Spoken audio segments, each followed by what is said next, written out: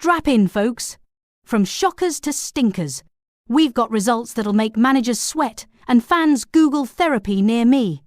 Welcome to Football League Fest, where today's Premier League drama had more twists than a soap opera on double speed. Ladies and gentlemen, fasten your boots and adjust your shin pads, because we just watched Chelsea stroll into Turf Moor like they owned the thermostat and turned Burnley's hopes to chilly mist. Chelsea kicked things off with Pedro Neto in the 37th minute, slipping the ball in smoother than a striker sneaking in past bedtime.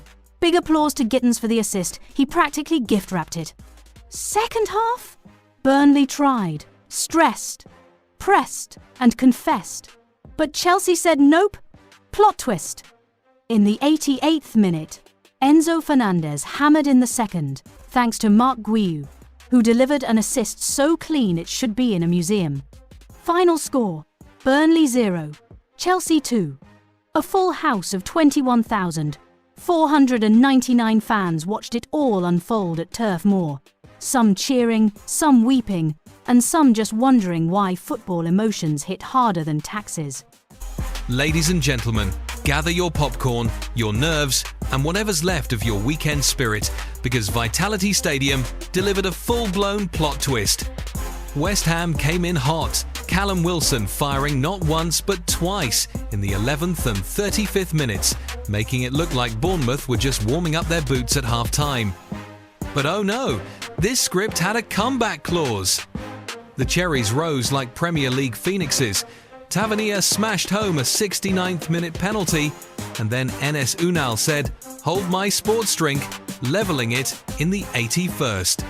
From 0-2 to 2-2, the crowd of 11,216 absolutely lost their collective minds. A thriller, a roller coaster, a budget action movie with premium drama. Take your pick. Oh, buckle up, folks, because at the American Express Stadium, Brighton staged a comeback so dramatic it deserves its own Netflix deal. Brentford struck first, with Igor Thiago calmly tucking away a 29th minute penalty, cooler than a penguin in sunglasses. But after half-time, Brighton said, "Plot twist!" Danny Welbeck blasted in the equaliser at 71 minutes, assisted by Minte, who threaded that pass like he was sewing a hero cape. And then, young Jay Hinchelwood stepped up in the 84th minute and said, "I'll take the encore," sealing a 2-1 comeback to flip the script completely. Brighton 2, Brentford 1. Full-time fireworks. Today at Craven Cottage, Fulham squeaked past Sunderland in a nail-biter. It was 0-0 for most of the match. Fans were probably dozing off, but then Jimenez decided to wake everyone up with a thunderbolt at the 84th minute, assisted by the ever-daring Chukwueze. And just like that, Fulham snatched the win, 1-0. Sunderland tried. Oh, they really tried. But sometimes the football gods just don't answer your prayers. Craven Cottage erupted with 27,560 cheering souls as Fulham celebrated a hard-fought victory. Drama, tension, and a pinch of heartbreak. Classic Premier League style.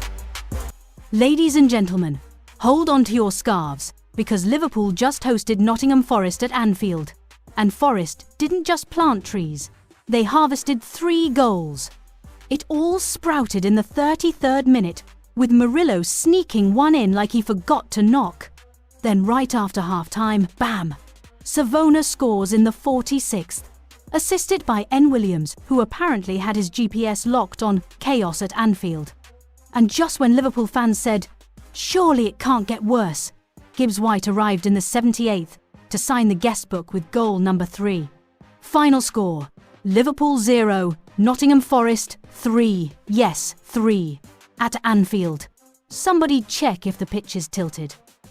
Ladies and gentlemen, buckle up your shin pads because we're heading straight to the Molineux, where Wolverhampton Wanderers tried their best, but Crystal Palace arrived with 2 goals, a suitcase full of confidence, and absolutely no intention of sharing. At half-time it was 0-0, a tense stalemate, the kind where even the corner flags were holding their breath. But then came the second half. Boom! Munoz strikes at the 63rd minute like he just remembered he left the oven on at home. 6 minutes later, Yeremy Pino said, "Don't worry, mate, I'll finish this," and tucked in Palace's second. Assists by Lacroix and Wharton, teamwork so smooth it could have been choreography. Wolves, they fought, they hustled, but today the Eagles flew higher. Ladies and gentlemen, boys and girls, and those still arguing about VAR from last week, welcome to St James's Park, where Newcastle United just turned Manchester City into Manchester Pity. It was cagey at half-time, 0-0, like both teams forgot the Wi-Fi password. But then, boom! The second half lit up. Harvey Barnes pulled out back-to-back bangers in the 63rd and 70th minute. 2 goals so slick they needed their own parking space.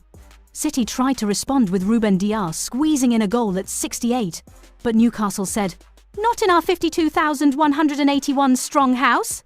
The fans were bouncing, Man City were doubting, and Barnes was out there scouting for a hat-trick that never came, but still stole the show. Newcastle 2, City 1, full-time and fully dramatic. Join us next time on Football League Fest. Same chaos, new regrets, and always premium football madness.